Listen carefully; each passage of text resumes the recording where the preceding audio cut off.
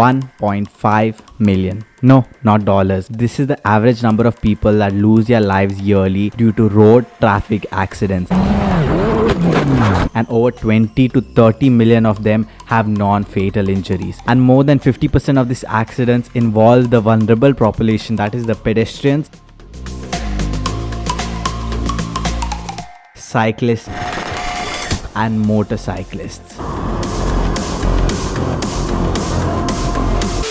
I've been riding for very close to 10 years, and in the 10 years that I've been riding, the first bike that I was riding was my dad's, and then after that, for my 21st birthday, my brother and sister gifted me a bike.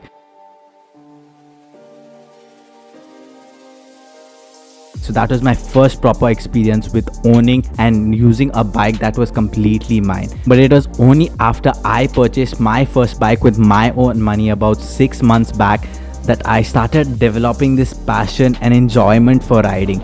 Now don't get me wrong, like I enjoyed riding my bike before this, but it was more just a means of me to get from point A to point B. Now I don't know if I started enjoying riding this bike because it's my personal bike and I put my own hard-earned money into it, and that's why I have an emotional attachment to it, or the bike is just fun to ride, or it could be a combination of both. And 6 months back when I purchased this bike, I was actually going back on something that I had said when I had sold my previous bike, and that was I was selling the bike because it was becoming too unsafe and too risky for me to ride a bike. So when I purchased this bike, I said the only way that I'm going to ride this bike is if I'm going to hold myself accountable and follow some certain rules while riding the bike that would ensure that I would be safe and still have fun on the bike. And these rules developed every time that I had an accident or I had a close call.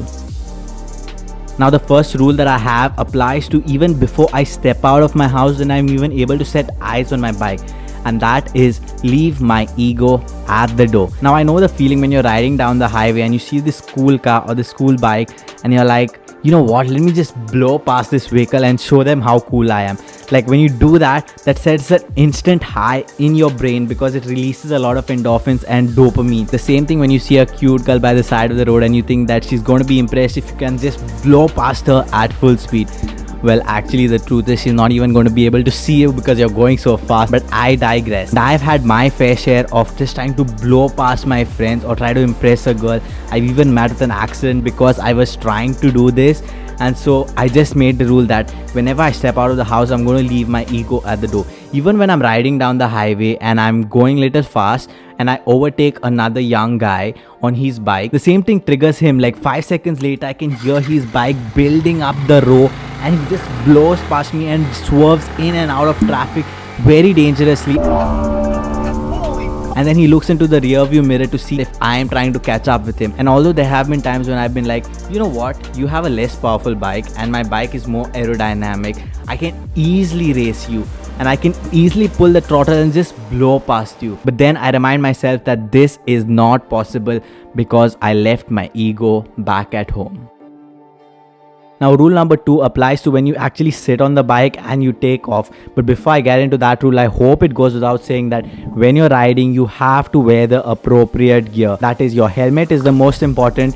And for me, the second most important thing is always wearing shoes and never trying to ride the bike and change gears and press the brake with flip-flops.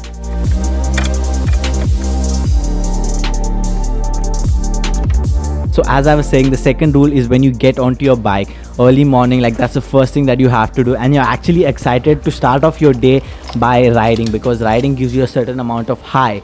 So you're very excited, you turn the switch on, start the bike and full send it straight into the early morning. Well, that is the mistake. You see, when you first start your bike in the day, your tires are cold and lack grip. Do you guys remember Paul Walker from the Fast and Furious series?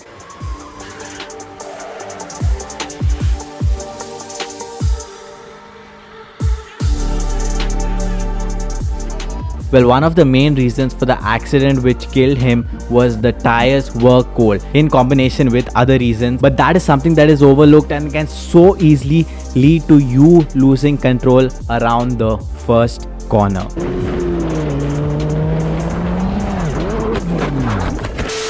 So that's why rule number 2 is never accelerate and try to go full speed when your tires are still cold. Ride for a bit, let your tires heat up and build better friction on the road, and only then can you start increasing the speed. The next rule that I have is not only applicable to when I'm riding a bike, but also when I'm driving a car. And the reason that I developed this rule is, those of you that have been following me for a while will know that I studied in a college that was about 350 kilometers away from my house.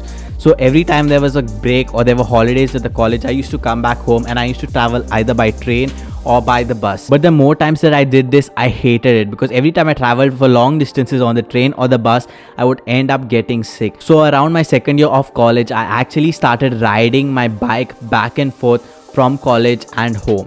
And in third year or fourth year, when I started my business and I was making a little bit of money, I started doing these trips with the car. So one thing about the route that I had to take from the college to home was it was filled with a lot of winding turns around hills. And in the early days when I used to ride back and when I was approaching these turns, I used to slow my bike down by pressing the brakes.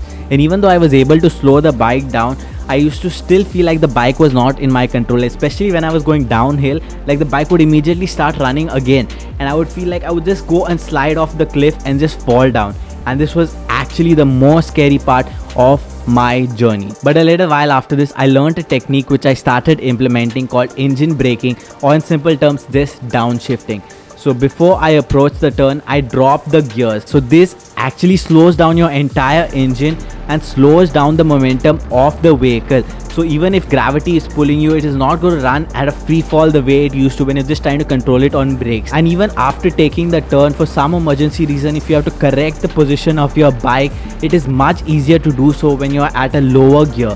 You have more control of the vehicle. And that's why I implemented this rule not only when I'm riding and driving to these long and winding turns, but if I'm approaching any kind of a decent turn, no matter how many times I've been through it, no matter how experienced I am, no matter how little the traffic is, I'm going to drop the gear in order to get better control of the vehicle. And one thing about this technique is you got to make sure that the process of downshifting is complete before you even hit the turn, and you have completely disengaged the clutch in order for this to be the most effective. And besides these golden rules, it's also important to just remember to be safe on the road when you're riding or when you're driving, because you're not only responsible for your life but everyone else's life who's on that road. And one thing I want you to remember, no matter how good of a rider you are, how good of a driver you are, how fancy your vehicle, the road is king. And if you treat it with respect, it will reward you and you will be able to enjoy the road to the fullest. But if you do not treat the king with respect, in the blink of an eye, it will revoke